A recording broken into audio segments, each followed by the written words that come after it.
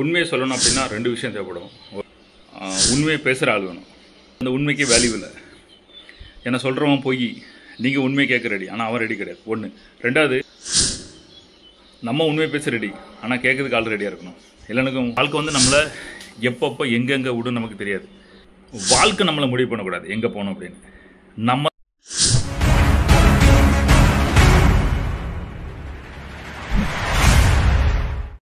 உண்மையை சொல்லணும் அப்படின்னா ரெண்டு விஷயம் தேவைப்படும். ஒன்று வந்து நீங்கள் யாருக்கு உண்மையை சொல்கிறீங்களோ அவங்க வந்து உண்மையை ஏற்றுக்கிற தகுதி வேணும். எங்கேயாவது ஒரு இடத்துல உண்மை நடக்குன்னா ரெண்டு விஷயம் இருக்கணும். உண்மையை பேசுகிற ஆள் வேணும். உண்மை பேசாத ஆள்கிட்ட போய் உண்மை கேட்க நீங்கள் ரெடி, ஆனால் அந்த ஆட்கள் பொய்யே சொல்லுது அப்படின்னா அங்கே அந்த உண்மைக்கு வேல்யூ இல்லை. என்ன சொல்கிறவன் பொய், நீங்கள் உண்மை கேட்க ரெடி, ஆனால் அவன் ரெடி கிடையாது. ஒன்று. ரெண்டாவது, நம்ம உண்மையை பேச ரெடி, ஆனால் கேட்கறதுக்கு ஆள் ரெடியாக இருக்கணும். இல்லைனுக்கும் இதை பேசணுன்னா பயம் வரும். உண்மையை வந்து எவ்வளோ நாளும் பேச முடியாது. ஸோ நம்ம உண்மை, அந்த உண்மை அங்கே வேலை செய்யாது. நம்ம உண்மை கேட்க ரெடி, ஆனால் பொய் சொல்ல தான் இருக்கோம் அப்படின்னா அங்கேயும் பேச முடியாது. ஸோ உண்மை பேசுறதுக்கு ரெண்டு இருந்த இடத்துல, இந்த ரெண்டு இடத்துல நீங்கள் எங்கேயாவது பண்ணினீங்க அப்படின்னா நீங்கள் டோட்டல் வேஸ்ட் ஆகும். அந்த இடம் வந்து வேலை செய்யாது. ஒரு விஷயம். இன்னொரு விஷயம், வாழ்க்கை வந்து நம்மளை எப்பப்போ எங்கெங்கே விடும் நமக்கு தெரியாது. ஒரு விஷயம் என்ன கவனமாக இருக்கணும் அப்படின்னா,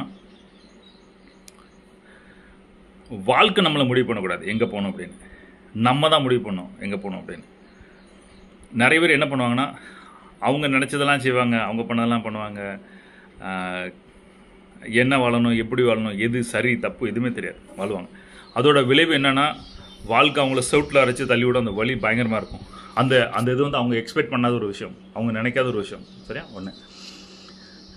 இன்னொன்று வந்துட்டு, வாழ்க்கை எங்கே நமக்கு என்ன கொடுத்தாலும் சரி, எனக்கு என்ன ரிசல்ட் வேணும், நான் என்ன பண்ணணும், நான் எதை நோக்கி போகணும் அப்படின்னு எனக்கு தெரியும், நான் அதுதான் பண்ணுவேன் அப்படின்னு சொல்லிட்டு அதுக்கு தகுந்தபடி நம்ம செட்டிங் பண்ணலாம். வாழ்க்கை நம்மளை எங்கே ஒரு இடத்துல நம்ம வேலை பார்க்கோம், சரியாக வேலை பார்க்கலாம் அப்படின்னா நம்மளை துரத்திடுவாங்க.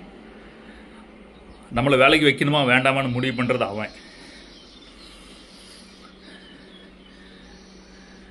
ஸோ நம்ம சில விஷயத்த சரியாக செய்யலை அப்படின்னா அடுத்தவன் தான் முடிவு பண்ணுவோம். இது ஒரு பாயிண்ட். ரெண்டாவது பாயிண்ட்டு,